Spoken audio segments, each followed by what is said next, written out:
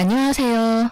저는 얼마 전 줏대 없는 남편놈과 이혼한 여성입니다. 생각보다 참을성 많은 제가 이혼에 이르게 된 과정을 이렇게 이야기하는 건 저 나름대로 이 이혼의 종지부를 찍고 싶기 때문이에요.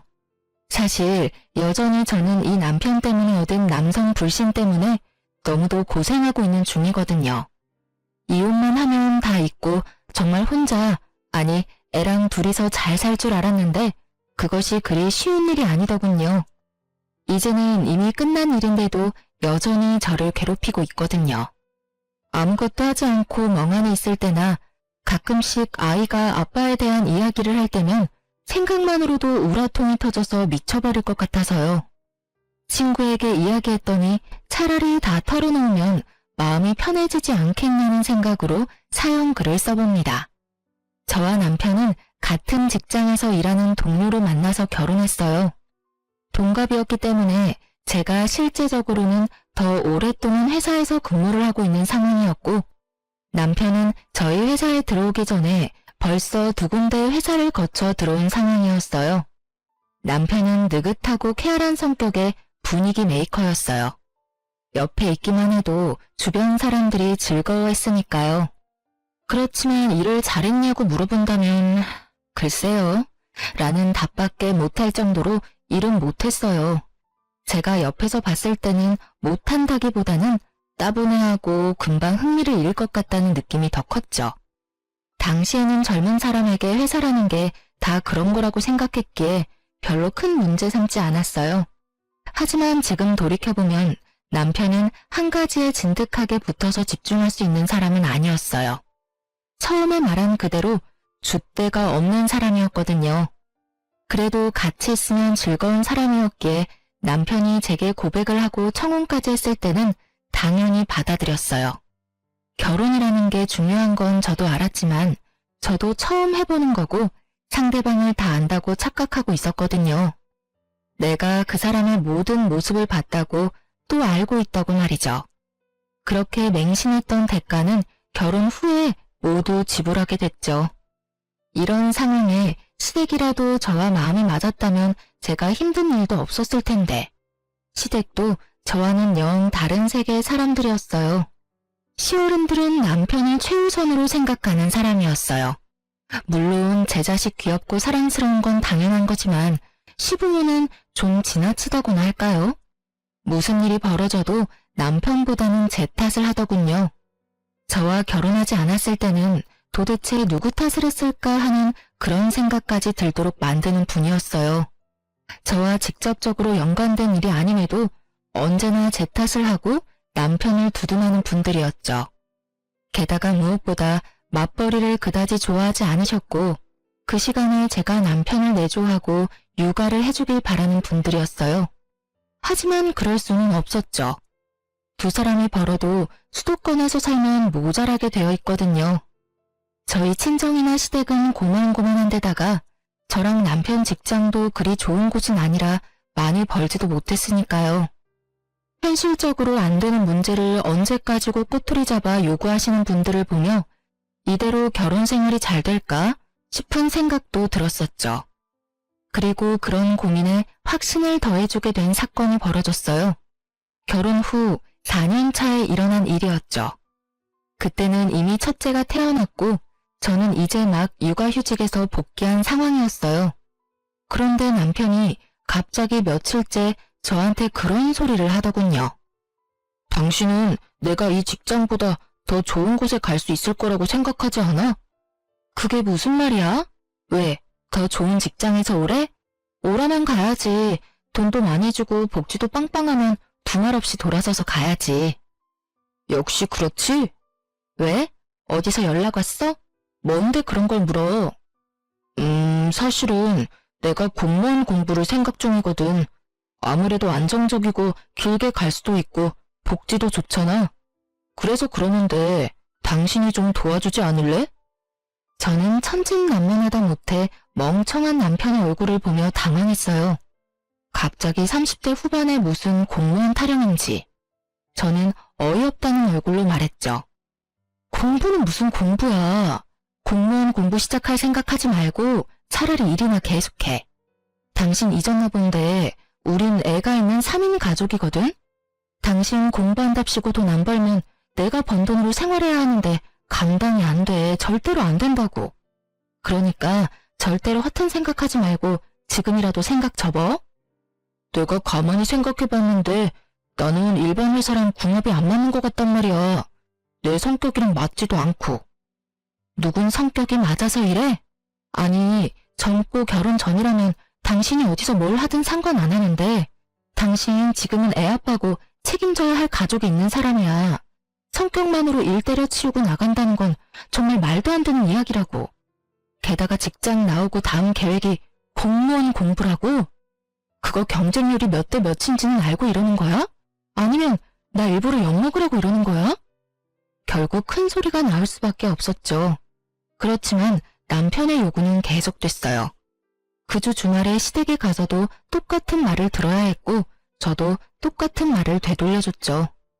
철벽 치듯 하는 저를 보더니 시모가 한마디 하더군요. 예, 무슨 이야기인데 이렇게 안 된다고만 하니 무슨 일 있어? 저는 이때다 싶어 시모에게 말했어요. 남편이 하려는 미친 짓거리들을요. 아무리 시모가 제 자식만 애정하는 사람이라도 이 나이에 공무원 공부가 말도 안 되는 일이라는 것쯤은 당연히 알고 있을 거라고 생각했으니까요. 이 사람이 직장 그만두고 공무원이나 한다잖아요. 지금 당장 붙을 수 있는 것도 아닌데 지금 시작하면 언제 합격하고 언제부터 이래요? 게다가 현실성도 없고 지금 시기가 너무 안 좋잖아요. 혼자 버는 데다가 애까지 있는데 가장이 쉬면 남은 가족은 어떡하냐고요. 제 말을 듣던 시모의 얼굴이 이상하게 변하더니 제 예상과는 꽤 다르게 상황이 흘러갔어요. 넌 어떻게 마누라가 돼서는 남편 생각을 그렇게 몰라줘? 남편이 큰 뜻을 품었으면 당연히 지원해줘야 하는 거지. 그걸 혼을 내고 있어? 그리고 너 일하잖아. 매번 일하는 거 자랑으로 생각하면서 내가 그만두고 내조하라고 할 때도 절대 일 그만 안 뒀잖니. 그러면 네가 벌어서 살림하면 되는 거 아니니? 왜 자꾸 애를 잡아? 시모의 그 말에 한마디 해주고 싶었지만 쪽수로 밀리니 어쩔 수 없더군요. 남편을 믿는 마음은 눈꽃만큼도 없었지만 남편의 공부를 허락하기로 했어요. 그렇지만 다짐을 받았죠. 1년 안에 안 될 것 같으면 포기하라는 것과 남편이 돈을 벌지 않으니 최대한 아껴 쓰라는 것까지요. 그랬더니 남편이 좋아서는 당장 퇴사하고 공무원 시험 교재를 사러 가더군요. 그렇게 남편의 수험 생활이 시작됐어요. 나이가 있으니 외우는 것도 어려운 일이었고 외웠다 하더라도 다른 일 잠깐 하면 까먹기 일쑤였죠. 솔직한 말로 1년 안에 공무원 안 되면 남편을 다시 취직시키고 엄청 갈굴 생각으로 참고 있었어요. 그런데 며칠 뒤에 뜬금없이 시모에게 전화가 왔어요. 저는 당시에 일하고 있는 와중이었고 전화를 아슬아슬하게 받을 수 있었죠. 네, 어머님. 무슨 일로 전화하셨어요? 야, 너는 어떻게 된 애가 남편 밥도 안 주고 나와? 저는 의아했어요. 밥을 안 주다니요. 애 어린이집 보내기 전에 남편과 애 셋이서 아침을 먹었는데 말이죠. 어머님, 아침은 같이 먹고 나왔는데요. 점심 말이다, 점심. 지금 시간을 좀 봐. 애가 여태껏 아무것도 못 먹고 불쌍하게 굶기나 하고. 애초부터 이 결혼이 잘못된 거지. 남편한테 관심이 없는 여자랑 결혼을 해서 그래. 시모 말에 저는 두통이 오는 머리를 주먹으로 퉁퉁 두드렸어요.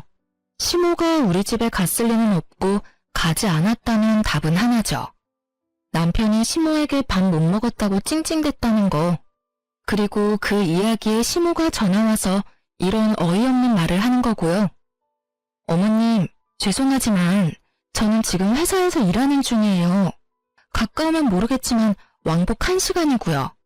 갔다 오면 제 점심시간이 없어지는 데다가 남편이 밥 차려 먹을 수 있도록 준비 다 해놓고 왔는데 갑자기 이게 무슨 소리세요? 그 사람 집에서 공부하고 있거든요? 집에 있는 사람이 밥을 해 먹어야지 어떻게 밖에서 일하는 사람이 집까지 가서 밥을 차려주고 나와요. 네가 준비를 해왔으면 왜 우리 아들이 나한테 전화와서 배고프다고 난리를 피우겠어? 그리고 우리 귀한 아들이 왜 혼자서 밥을 차려 먹어? 너는 손이 없니 발이 없니? 네가 나와서 당장 챙겨주고 와. 일한다고 생색내나 본데 일을 해도 남편 내조는 해야 할 거 아니야. 우리 아들 지금 공부하고 다닌다고 너 무시하는 거야? 시모 말 들어보니 남편 놈이 배고프다고 시모에게 전화해서 떽떽거린 모양이었어요. 집안이 어떻게 되어 있는지도 모르고 무작정 저한테 전화해서 저부터 족치는 시모를 보며 팔이 너무 안으로 그것도 아주 기형적으로 굽은 게 틀림없어 보였어요. 공부한답시고 돈도 벌지도 않는 축내기만 하는 남편놈에게 제가 집에까지 가서 밥을 차려줘야 할 이유가 하나도 없었잖아요. 오히려 제가 열받아서 내쫓지만 않으면 다행인 일을 무슨 생각으로 제 탓을 하는 건지 저는 시모에게 따지려다가 참았어요. 시모가 뭘 알겠나. 남편놈이 시모에게 언지를 준 게 더 잘못된 거라고 생각했거든요. 그래서 그날 저녁에 남편과 한판 뜨기로 결정했어요. 열을 받은 채로 집에 들어가는데 정말 났던 화가 폭발할 정도로 집안이 엉망진창이었어요. 혼자서 공부만 하고 있던 남편이었어요. 애는 제가 출근하는 길에 어린이집에 보냈었죠. 그런데 집에 도착했는데도 애가 보이지 않더라고요. 우리 애 어디 갔어? 어린이집에서 안 데리고 왔어? 내가 왜 데리러 가? 당신이 여태까지 데리고 왔으면 끝까지 당신이 데리고 와야지. 왜 나한테 그걸 시켜? 나 안 보여? 지금 공부하느라 바쁘잖아. 남편놈은 공부하는 자리에 앉아 있었지만 거실 테이블과 소파, 탁자 위에는 남편의 흔적이 고스란히 남아 있었어요. 과자 봉투와 음료수병, 커피를 마시고 씻지 않은 컵까지. 제 눈에는 남편이 오늘 하루 놀고 먹은 결과만 보였죠. 게다가 애도 데리고 오지 않다니 화가 머리끝까지 났어요. 당신한테 공부하라고 한 건 맞지만 상식적으로 집에서 공부만 하는 거면 애는 당신이 좀 데리고 와야 하지 않아? 애 어린이집이 아파트 단지 내에 있는데 거리가 멀지도 않은데 왜 매번 내가 데려올 때까지 기다리는 거냐고. 내가 항상 늦어서 어린이집에 죄송하다고 말하며 애 데리고 오는 거 알고 있으면서 이 시간까지 애를 그냥 놔두는 게 말이나 돼? 애가 있으면 시끄러워서 공부가 안 돼. 그래서 안 데리고 온 거고. 좀 그런 거로 나한테 짜증내지 마. 나도 열받으니까. 남편의 그 말에 뒷골이 확 당기더군요. 자기가 뭔데 열이 받아요? 이 상황에 열받을 사람은 저 말고 없잖아요. 결국 저도 남편에게 한마디 했어요. 당신 공부하라고 그냥 놔둔 건 당신이 하고 싶은 거 마지막으로 하게 해주려던 것뿐이야. 그런데 당신이 공부한다는 핑계를 대면서 이 집안에서 아무런 일도 하지 않으려고 하는 건 용납 못해. 무슨 말이냐고? 이 집은 전세이긴 하지만 내 집이고 돈 버는 사람도 나뿐이거든? 앞으로 적당히 하지 않으면 쥐뿔도 없을 거라는 이야기야. 적당히 눈치껏 알아서 하지 않으면 나도 당신처럼 일 그만두고 공기업이나 확 준비해버릴 테니까. 그러면 아무도 돈 못 벌고 우리 셋 나란히 이 집에서 아사하는 거야. 알았어? 소리를 지르는 제 모습이 생소했는지 남편이 연신 당황한 표정으로 어색해하고 있기만 하더군요. 저는 남편에게 말했죠. 당신이 공부를 한다고 해서 우리 집안일에서 벗어난다고는 생각하지 마. 진짜로 그렇게 생각하고 있는 거면 당신이랑 내가 왜 같이 살아? 부부는 함께 사는 사이지 한 사람이 희생하는 관계는 아니잖아. 나한테 이 짐 저 짐 다 얹어두고 싶으면 차라리 한마디만 해. 바로 이혼하자고. 이혼 안 할 거면 당신도 어느 정도 희생해. 지금 현재도 나만 희생하고 있는 거 알고는 있지? 결국 제 말에 남편이 쫄았는지 그 뒤로는 그런 막무가내 짓은 안 하더군요. 그리고 어지럽혀 두었던 식탁이며 거실도 집에 올 때는 다 정리가 되었죠. 그제야 사람 사는 집처럼 보였어요. 솔직하게 말해서 남편이 일을 하지 않으면 제가 조금은 편해질 줄 알았는데 제가 더 불편해질 줄은 몰랐거든요. 게다가 남편이 일을 그만뒀으니 저라도 많이 벌어보려고 야근을 많이 잡아놓은 터라 피곤함마저 가득했으니까요. 그렇지만 이렇게 고생해보면 남편도 곧 제정신 차리겠지 하는 마음으로 버텼어요. 그렇지만 그만두겠다고 하지는 않더군요. 오히려 더 오기가 생긴 것처럼 예전보다 더 열심히 하더군요. 그래, 뭐 이것도 괜찮겠다 싶었어요. 차라리 진짜 공무원이 되면 제가 힘든 일이 없어지게 될지도 모르니까요.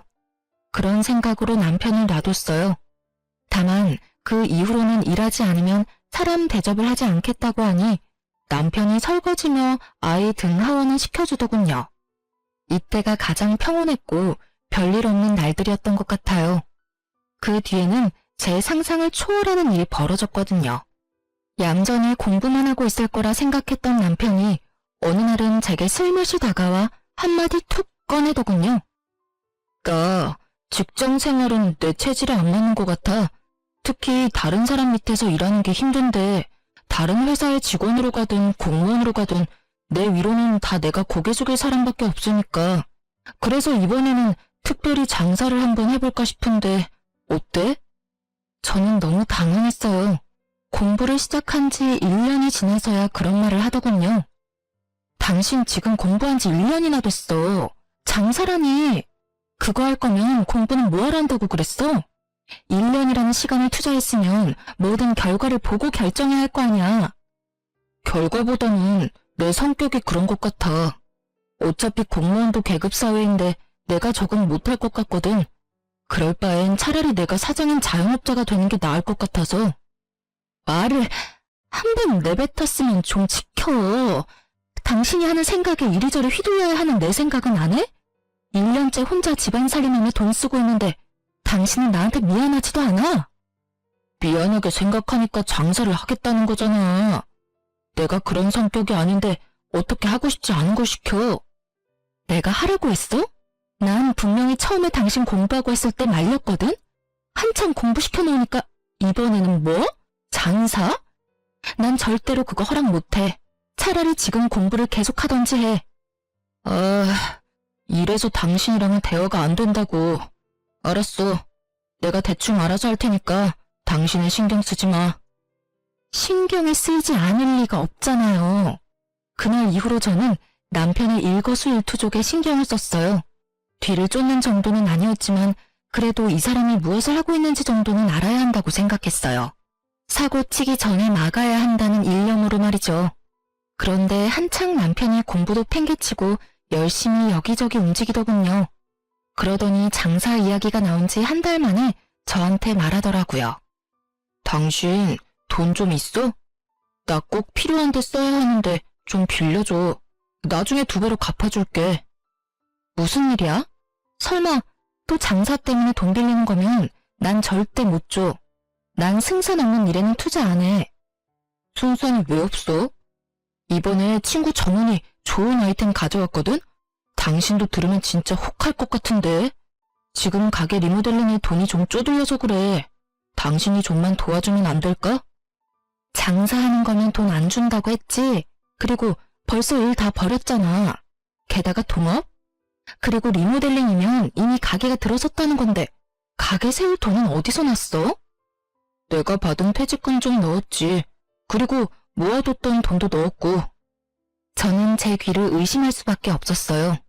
남편이 가지고 있던 돈을 다 털어놓았다는 말이었거든요. 모으고 있던 돈과 퇴직금까지 털어낸 남편은 정말로 빈털털이었어요. 그런 남편이 제게 돈을 더 요구하니 속이 터졌죠.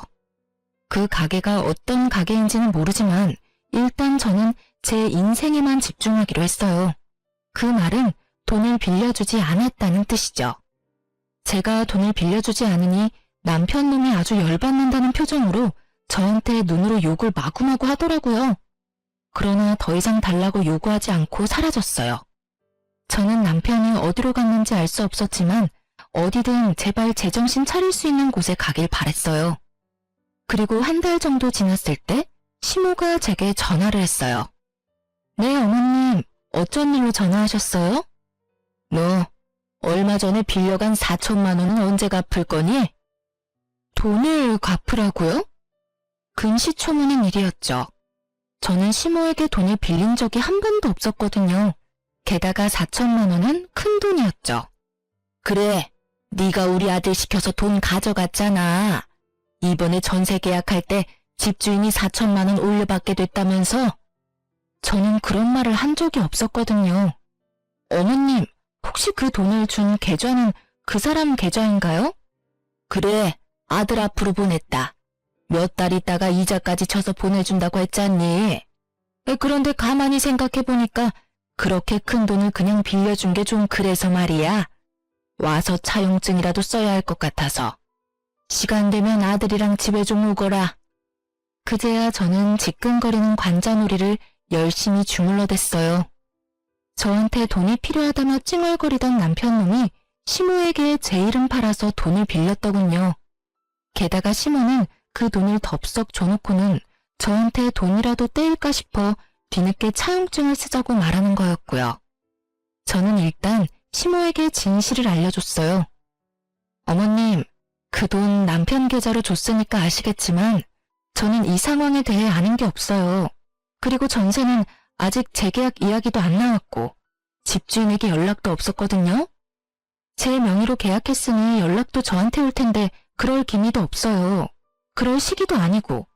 게다가 저는 그 돈 구경도 못했어요. 돈이 어디로 갔는지 알고 싶으면 남편에게 물어보세요. 뭐? 그럼 우리 아들이 나한테 거짓말을 하고 그 큰 돈을 가져갔다고? 말이 되는 소리니? 걔가 뭐 때문에 그런 짓을 하겠어? 너 설마 아들이랑 나 사이 이간질하려고 그러는 거니? 바빠서 그럴 틈도 없어요. 어쨌든 남편 오면 물어보세요. 그렇게 이야기하다가 아차 싶었죠. 혹시 남편이 또 시모에게 거짓말하면 어쩌나 싶은 생각에 말했어요. 혹시 모르니까 오늘 저녁에 제가 남편 데리고 시댁갈게요. 어머님은 기다리고 계세요. 저는 그날 저녁 남편이 들어오자마자 시댁으로 향했어요. 그리고 시모 앞에서 남편에게 물었죠. 오늘 어머님이 나한테 돈 4천만 원 갚으라고 하시더라고. 그런데 난 돈을 빌린 기억이 없거든? 당신이 그 돈 받았다는데 어떻게 된 건지 알려줘. 그래, 아들아, 뭔가 잘못된 거지? 네가 나한테 거짓말을 할 리가 없잖아. 왜 네가 돈을 빌리는데 거짓말을 해? 저와 시모의 물음에 남편이 당황한 얼굴로 어물쩍거리더니 한참을 꿈을 대다 말하더군요. 엄마, 사실 내가 장사 준비하고 있거든. 리모델링 비용이 모자라서 돈 좀 빌리려고 와이프한테 이야기했는데 와이프가 못 빌려준다고 하더라고. 그래서 엄마한테 빌린 거야. 역시 장사였어요. 하지 말라고 하는데도 끊임없이 돈을 갖다 바르는 걸 보니 정말 화가 머리끝까지 났지만 시모 앞이라 최대한 참으며 말했죠. 아무리 돈이 급해도 그렇지 마누라 팔아서 돈 마련하는 사람이 어딨어. 당신 혹시라도 그 돈 못 갚으면 나한테 책임 전가하려고 그런 거야? 그런 거 아니야. 그냥 빌려달라고 하면 안 빌려줄 것 같아서 그랬지. 당신도 나한테 무조건 안 된다고 안 빌려준다고만 했잖아. 남편의 생떼를 쓰는 소리에 저는 눈앞이 캄캄하더군요. 이게 책임감을 가진 가장이 할 소리인가 싶었죠. 그렇게 원하면 본인이 차를 담보로 잡아서 대출을 받든 자기 이름으로 신용대출을 끌어다 쓰든 방법이야 여럿이었을 텐데 고작 선택한 방법이 시모에게 마누라 이름 팔아 돈을 마련하는 거라니. 그런데 더 웃긴 상황은 이 다음에 벌어졌어요. 다 네 탓이네. 며느리 네가 우리 아들 길을 죽이고 다니니 애가 길을 못 펴고 우리한테까지 거짓말을 하게 됐잖아. 네가 뭔데 우리 아들을 괴롭혀. 그깟 돈이 뭐가 그렇게 소중해서 장사하겠다는 애를 못하게 막냐고. 그만 좀 하세요. 지금 이 사람 2년 동안 한 일이 뭐가 있는지 아세요? 그 귀한 시간 절반 넘게 공부한답시고 집에 틀어박혀서 제가 벌어다주는 돈으로 느긋하게 살더니 이제 와서 장사하겠다고 집에 있는 돈 다 가져가려고 하잖아요. 둘이 벌어도 모자란 판에 어떻게 혼자 벌고 있는 사람한테 돈 내놓으라고 하냐고요. 제가 뭐 어디 가서 가장 노릇하라고 했어요? 공부하고 싶다고 해서 공부시켜줬더니 시험은 합격도 못 해놓고 이제 와서 장사하겠다고 저러는데 어떤 마누라가 돈을 내나요? 지금 당장 내 새끼 밥 해먹을 것도 걱정되는 판국에. 너 말 다 했니? 그러면 너는 여태껏 우리 아들이 벌어다주는 돈으로 편하게 살았어, 안 살았어? 네가 그런 소리 하면 안 되지. 너 돈 좀 번다고 생색내면서 그러는 거 아주 꼴 보기 싫어. 왜 우리 아들이 너한테 그런 대접을 받으면서 살아야 해? 그 말을 듣는데 정말로 하늘이 무너지는 기분이었죠. 편하게 살긴 누가 편하게 살아요? 제가 지금 편하게 사는 것처럼 보이세요? 일도 안 하는 남편 공부시키느라 애 등하원도 제가 하고 애 밥 먹이는 것도 제가 하고 집안일도 돈 버는 것도 제가 하는데, 그리고 어머님 말씀대로면 지금 당장 있는 돈 없는 돈 다 긁어모아서 남편 장사하는 데 넣어주고 우리는 길거리에 나 앉아서 손가락이나 빨고 있으라 그 말이에요? 제가 적나라하게 말하자 그제야 시모가 눈치를 보더니 딱 잡아떼더군요. 내가 언제 그렇게 말했어? 넌 사람을 꼭 그렇게 이상한 사람으로 만들어야겠니? 그게 아니면 뭔데요? 제 말이 어머니 말이랑 뭐가 달라요? 집에 있는 여윳돈은 다 남편한테 갖다 바쳐라 이거잖아요. 일도 안 하고 집에서 쳐놀기만 하는 주제에 사고나 치고 다니는 남편한테. 말이 통하지 않는 시모와 눈치 보며 그저 여기서 벗어나길 바라는 딱2머리 없는 남편 놈을 보면서 저는 끓어오르던 화가 터져버렸어요. 됐어요. 이런 말 할 필요도 없네요. 당신 이혼해. 줏대 없는 당신 때문에 고생하며 여기까지 왔는데 더는 못하겠어. 내가 왜 이런 취급 당하면서까지 당신하고 같이 살아야 해? 애는 내가 데리고 살 거니까 당신은 당신 원하는 대로 공부를 하든지 장사를 하든지 마음대로 해. 제 이혼 이야기에 남편은 당황해서 변명부터 하기 바쁘더군요. 이혼? 갑자기 웬 이혼이야. 장사 한번 하겠다는데 이혼하는 건 너무한 거 아니야? 나한테도 시간을 줘야지. 난 그 시간 못 기다려. 솔직하게 말해서 지금도 싱글맘 기분이야. 이혼을 안 하면 사고 많이 치는 애랑 어린애 둘을 키우는 기분일 거고, 이혼하면 그냥 어린애 하나 키우는 기분이겠지. 그러니까 이제 그만하자. 당신 진짜 이럴 거야? 솔직하게 말해서 당신만 이혼하고 싶은 건 줄 알아? 내가 하고 싶은 말이었어. 그래도 당신 고생한 거 알고 있으니까 여태껏 내가 참은 거지. 뭘 참았는데? 네가 도대체 뭘 참았다고 네 입에서 이혼 이야기가 나와. 결혼해서 마누라 고열 빨아가며 열심히 놀았으면서 당신이 뭘 참았는데? 내가 한 잔소리가 그렇게 듣기 싫었어?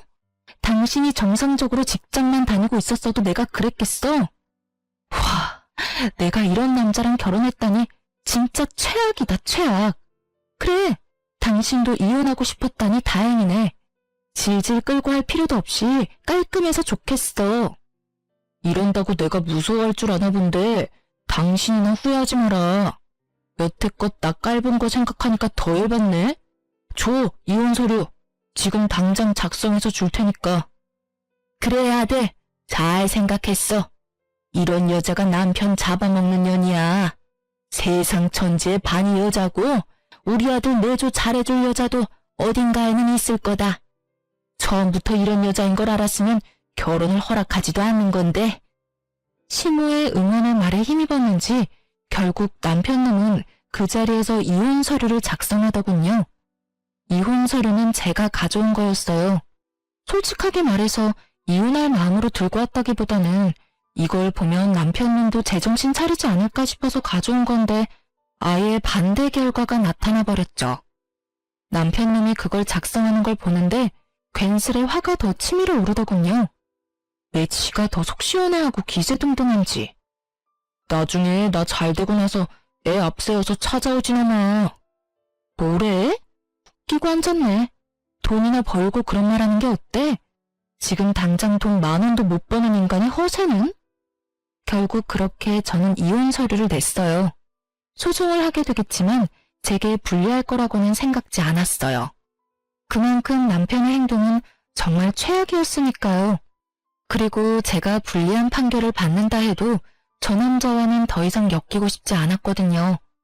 서류를 내고 남편은 2주 뒤에 집을 나가기로 결정했어요. 원래 우리가 살던 집은 제가 결혼 전부터 살고 있던 전셋집이었고 계속 계약을 갱신해오고 있었으니 제 명의로 되어 있었거든요. 남편의 지분이 조금도 없으니 나가야 할 사람은 남편 혼자였으니까요. 어차피 시댁으로 들어간다기에 짐을 조금씩 옮기고 있었죠.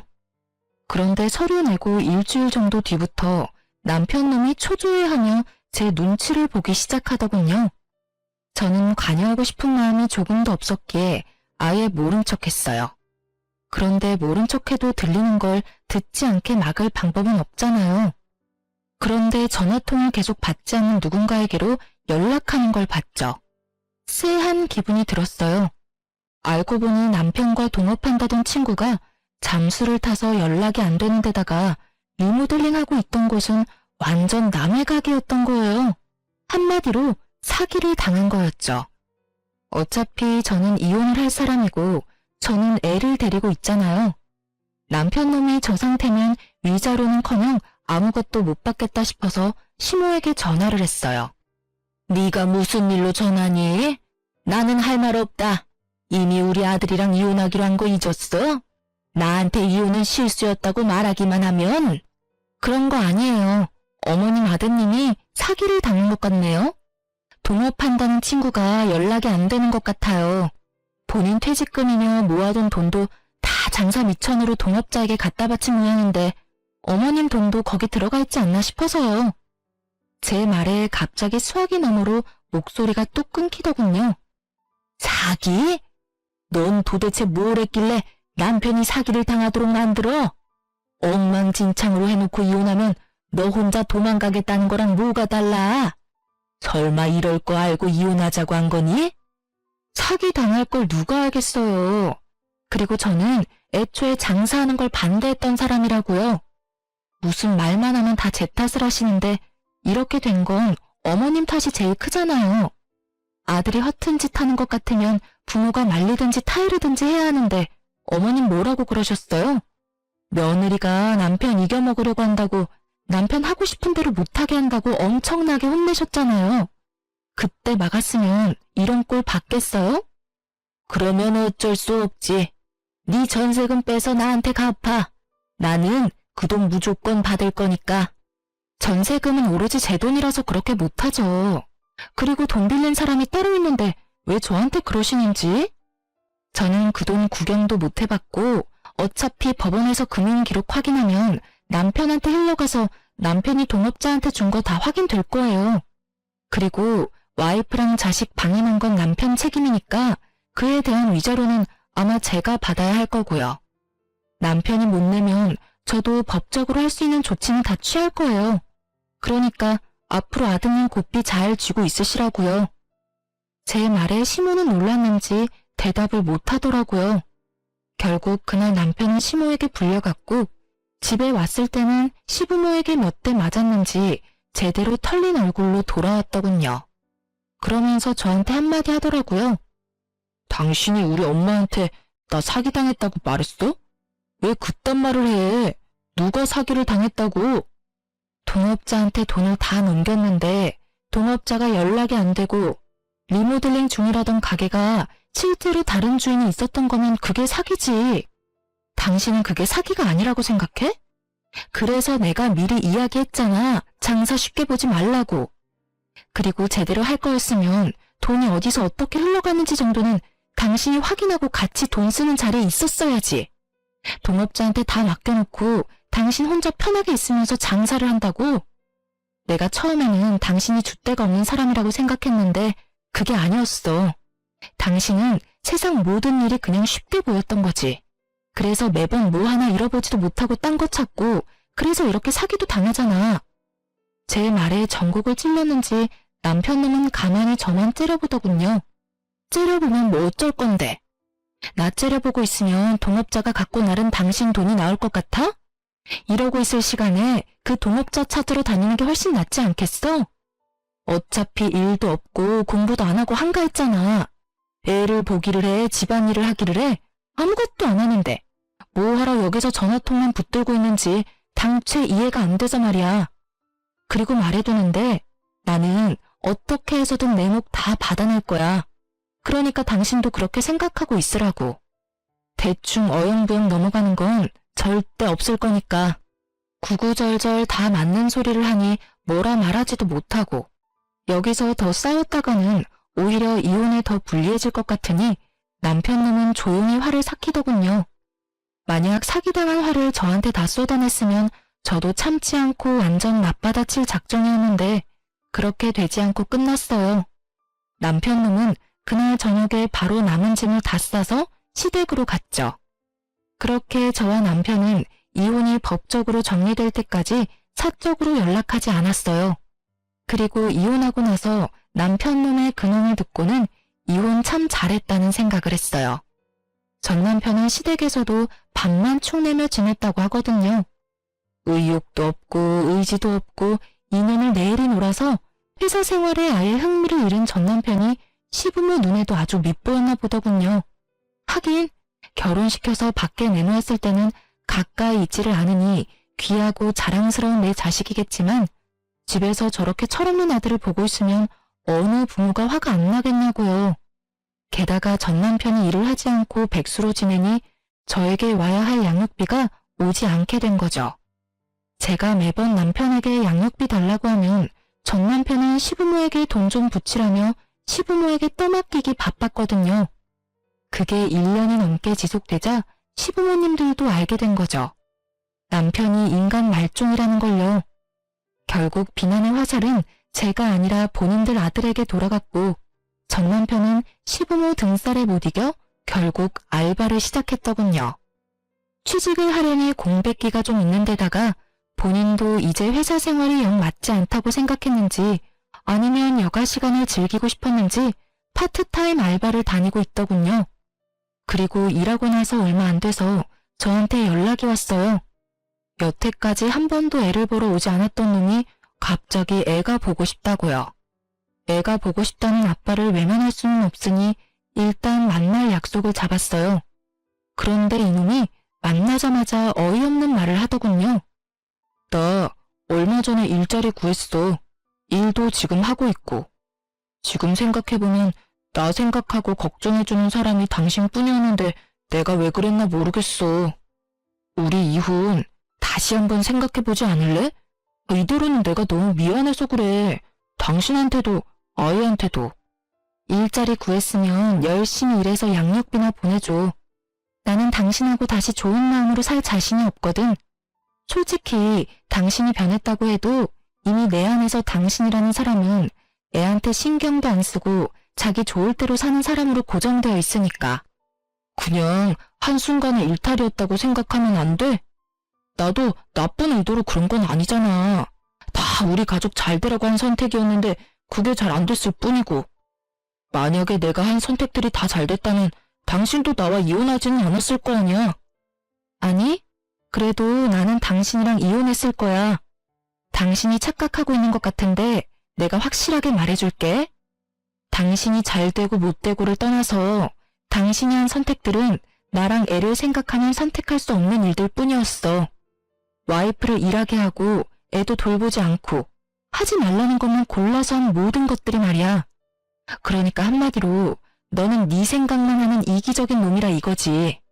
그러니까 다시 이혼해도 넌 똑같이 이기적인 선택을 할 거야. 그리고 당신이 변했다 해도 나는 다시는 너한테 안 가. 내가 아닌 다른 사람과 잘해봐. 나는 2번을 당했으니까 3번은 당하고 싶지 않거든? 내 인생을 걸고 그런 도박을 하라는 건 좀 너무하지 않냐? 제 말에 강한 비난을 읽었는지 남편은 다시 입을 꾹 닫더군요. 제가 넘어올 줄 알았나 봐요. 그렇게 남편은 애를 보는 둥 마는 둥 하고 돌아갔어요. 그리고 그날 저녁에 시모에게서 전화가 왔어요. 이번에는 또 어떤 탓을 하려나 싶어서 전화를 받았죠. 그래, 잘 지내니? 애도 잘 지내지? 오늘 아들이 왔다 갔지 않아? 네, 다녀갔어요. 저는 긴 말하고 싶지 않았어요. 전 남편이 재혼 이야기 꺼낸 것도 하고 싶지 않았고요. 그런데 시모가 그러더군요. 네가 우리한테 서운한 마음인 건 잘 알아. 그렇지만 너희는 가족이잖니? 우리 아들 저렇게 집에서 처량하게 있는 거 보니 딱하고 안 됐어. 나도 그렇고 아들도 그렇고 다시는 너 하는 말, 너 하는 일에 토달지 않겠다 다짐하마. 그러니까 우리 아들 좀 다시 데려가, 응? 저는 이 대목에서 웃을 뻔했어요. 같이 살아보니 자기 아들이 어떤 인간인지를 알았던 모양인지 빠르게 저한테 보내고 싶어서 안달이 났더라고요. 그런데 제가 받아줄 리가 없잖아요. 이제 와서 입 싹 닫고 다시 데려가라는 건 좀 너무하시지 않나요? 그렇게 자랑스럽고 사랑스러운 아드님이면 어머님이 직접 데리고 있는 게 맞는 거 아닐까요? 솔직하게 말해서 저는 자기만 소중하게 생각하는 남자는 필요가 없거든요. 아무리 답답해도 어머님한테는 아들이니까 이해하고 넘어갈 수 있겠지만 저는 생판남인데다가 그 사람 때문에 피해만 본 사람인데 제가 왜 그 사람을 데려가요?